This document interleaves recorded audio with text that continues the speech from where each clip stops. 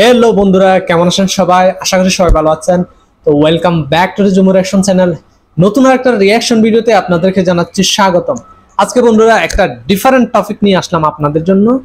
টপিকটা হচ্ছে বাংলাদেশের প্রধানমন্ত্রী রিলেটেড, অর্থাৎ বাংলাদেশের বর্তমানে যিনি প্রধান উপদেষ্টা হিসেবে দায়িত্বে আছেন মাননীয় ডক্টর মোহাম্মদ ইউনূস, ওনার পাশাপাশি কিন্তু আরেকজনের নাম উচ্চারিত হয়েছিল প্রধানমন্ত্রী হিসেবে, অনেকে দেখতে চেয়েছিলেন। ওনার নাম হচ্ছে মিজানুর রহমান আজাহারি, বাংলাদেশের খুবই পপুলার একজন ইসলামিক স্কলার, বক্তা, যার ওয়াজ মাহফিলে হাজার হাজার মানুষের সমাগম ঘটে। তো আসলে কি উনি প্রধানমন্ত্রী হতে চেয়েছিলেন বা লোকজন ওনাকে প্রধানমন্ত্রী হিসেবে চেয়েছিল? এই বিষয়টার ব্যাপারে একটা ভিডিও দেখবো। ভিডিওর টাইটেলটা হচ্ছে প্রধানমন্ত্রী হিসেবে কে সেরা, জাতির সবচেয়ে বড় চ্যালেঞ্জ। এখানে ডক্টর মোহাম্মদ ইউনূসের সাথে উনাকে কম্পারিজন করা হয়েছে মেবি। ভিডিওটি দেখলে বুঝতে পারবো। তো চলুন আমরা ভিডিওতে চলে যাই, বিস্তারিত দেখি। Let's go. অনেকেই আমাকে ব্যক্তিগতভাবে মেসেজ করেছেন মিজানুর রহমান আজাহারি, সবাইকে শুকরিয়া জানাতে চেয়েছেন যে ওনার ব্যাপারে অনেক শুনেছি। আপনাদেরকে এতটুকু নিশ্চিত করছি যে আমি শীঘ্রই বাংলাদেশে আসছি ইনশাআল্লাহ। স্বাধীন বাংলাদেশে আপনাদের সবার সাথে আবারও পুনরায় সাক্ষাতের আকাঙ্ক্ষা এবং অপেক্ষায় আমি রইলাম। দীর্ঘ 4.5 বছর পর মালয়েশিয়া থেকে দেশে ফিরেছেন জনপ্রিয় ইসলামী আলোচক। আচ্ছা, ওনার দেশে আসার কথা ছিল, ফাইনালি দেশে ফিরেছেন। মিজানুর রহমান আজহারি। বাংলাদেশের কোটি কোটি মানুষ তার ফেরাতে অনেক খুশি। তিনি দেশে আসার আগেই ফেসবুকে এই বিষয়টি জানিয়েছিলেন। তিনি ফেসবুকে লিখেছিলেন, আলহামদুলিল্লাহ, সালামাতে প্রিয় মাতৃ 4 বছর পর পরম করুণাময় এই প্রত্যাবর্তনকে বরকতময় করুন। এর আগে 5 আগস্ট শেখ হাসিনা দেশ ছেড়ে পালানোর পর 6 আগস্ট আজহারি বলেছিলেন যে তিনি খুব শীঘ্রই দেশে আসছেন। তিনি সেই ভিডিওতে বলেছিলেন, অনেকেই তাকে ফোনে কিংবা মেসেজে বলছে যে তিনি কবে বাংলাদেশে ফিরে আসবেন। আমি তাদের বলতে চাই আমি দ্রুতই দেশে ফিরব। মিজানুর রহমান আজহারি বাংলাদেশে আসার পর এখন বাংলাদেশের চিত্র পাল্টে যাবে। খুব শীঘ্রই মিজানুর রহমান আজহারি আবার ওয়াজ মাহফিল শুরু করবেন। হাজার হাজার যুবক আবারও পথ ফিরে পাবে। আপনারা যারা যারা আজহারিকে পছন্দ করেন তারা ভিডিওটিতে লাইক দিয়ে দিন। বন্ধুরা, যেমনটা জানেন, অনেকে সোশ্যাল মিডিয়াতে দাবি তুলছে মিজানুর রহমান আজহারিকে পরবর্তী প্রধানমন্ত্রী হিসেবে চাই। তবে সত্যি কি আজহারি হচ্ছে বাংলাদেশের পরবর্তী প্রধানমন্ত্রী? বাংলাদেশের মানুষ এখন এমন একজনকে প্রধানমন্ত্রী হিসেবে দেখতে চায় যে কিনা হবে সৎ ব্যক্তি এবং দেশকে নিয়ে ভাববে। আর বাংলাদেশের মানুষের মধ্যে অত্যন্ত জনপ্রিয় একটি মুখ হচ্ছে ডক্টর মিজানুর রহমান আজহারি। সাহস থাকলে আসে না কেন বাংলাদেশে? তো সাহস থাকলে বাংলাদেশে আসুক।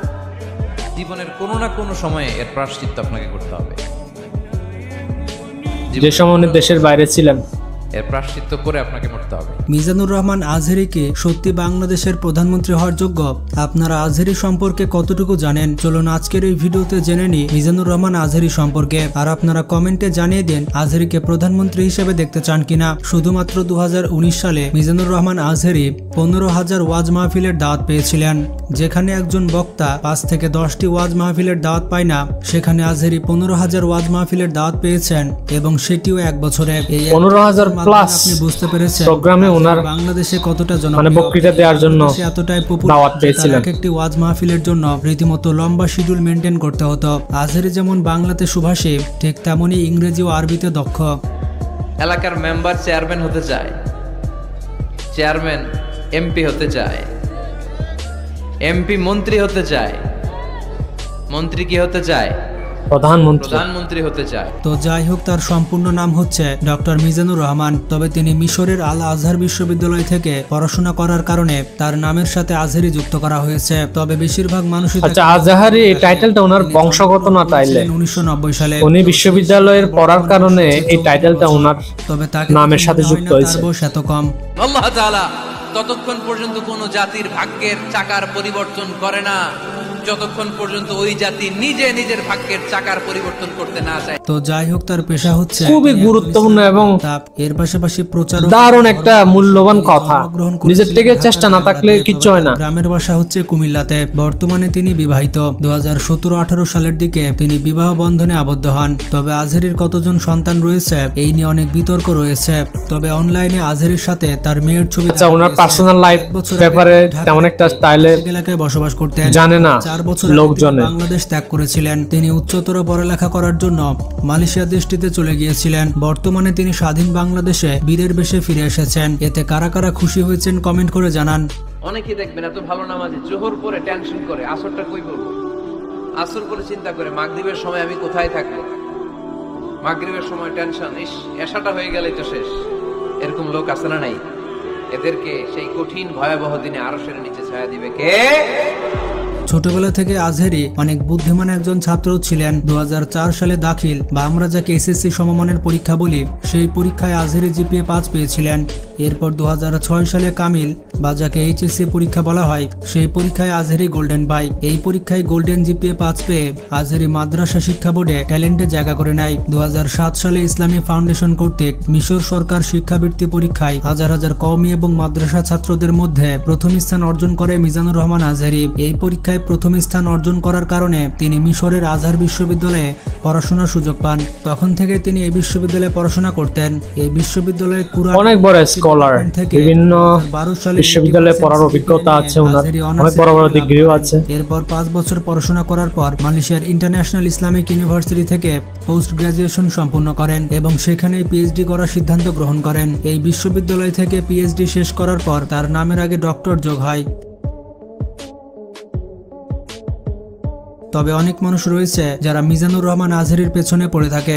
আমার মনে হয় যারা আজহারিকে সহ্য করতে পারে না, তাদের ইসলাম সম্পর্কে খুবই কম জ্ঞান রয়েছে। আসলে বাংলাদেশের শিক্ষিত সমাজ এটা ভালো করেই জানে যে আজহারি কেমন মানুষ এবং তার সক্ষমতা কতটুকু। তবে আজহারিকে কেন বাংলাদেশ ত্যাগ করতে হয়েছে এই নিয়ে অনেক তর্ক বিতর্ক থাকলেও আসলে তিনি যে কারণে বাংলাদেশ ছাড়তে বাধ্য হয়েছিলেন সেটি হচ্ছে আজহারি তার একটি ওয়াজ মাহফিলে বলেছিল নবীজির 6 প্যাক বা সুঠাম দেহ ছিল।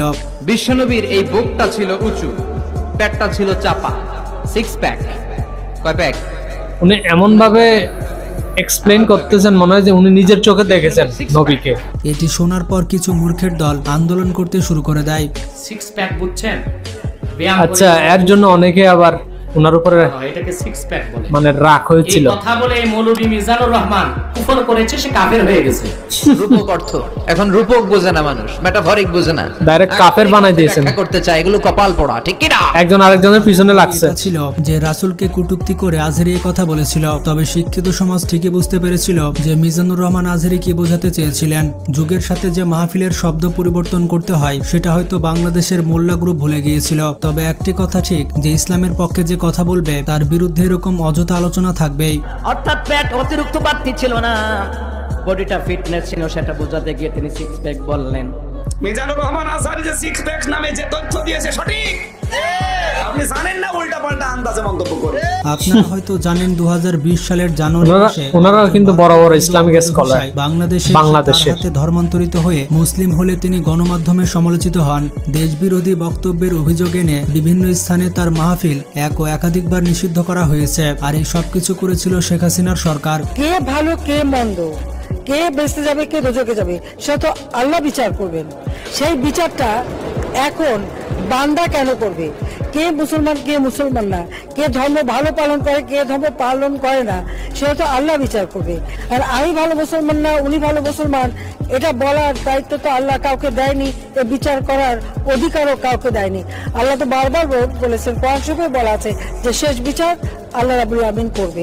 2020 সালের জানুয়ারিতে বাংলাদেশ জাতীয় সংসদে তাকে দেশবিরোধী মন্তব্য প্রদানকারী বলে এক সংসদ সদস্য কর্তৃক দাবি করা হয়। একই সময়ে ঘরে ঘরে সাইদির জন্ম হোক বলে মন্তব্য করায় বাংলাদেশের সাবেক ধর্ম প্রতিমন্ত্রী শেখ মোহাম্মদ আব্দুল্লাহ তাকে বাংলাদেশ জামায়াত ইসলামের প্রোডাক্ট বলে অভিহিত করে তার বিরুদ্ধে ব্যবস্থা নেওয়া হবে বলে মন্তব্য করেন। তো অনেকে বলে থাকে আচ্ছা, ওনারাও কিন্তু ইসলামিক দল করেন, করা হয়েছিল, ইসলামিক দল করে আবার আরেকজন ইসলামিক স্কলারের পেছনে পড়ছেন। শেয়ার করতে পারেন। আজকে পর্যন্ত ভালো থাকবেন, টেক কেয়ার।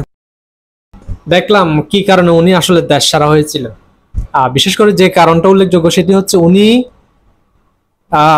মহানবীকে 6 প্যাক বলেছেন। মানে ওনার শেপ, ওনার যে শরীরের গঠন, ওইটা বর্তমান সময়ে যারা জিম করে, যারা বডি বিল্ডার, ওনাদের মতোই 6 প্যাক ছিল বলছিলেন, যেটার কারণে ওনার পেছনে আরো অনেকজন লাগছিল।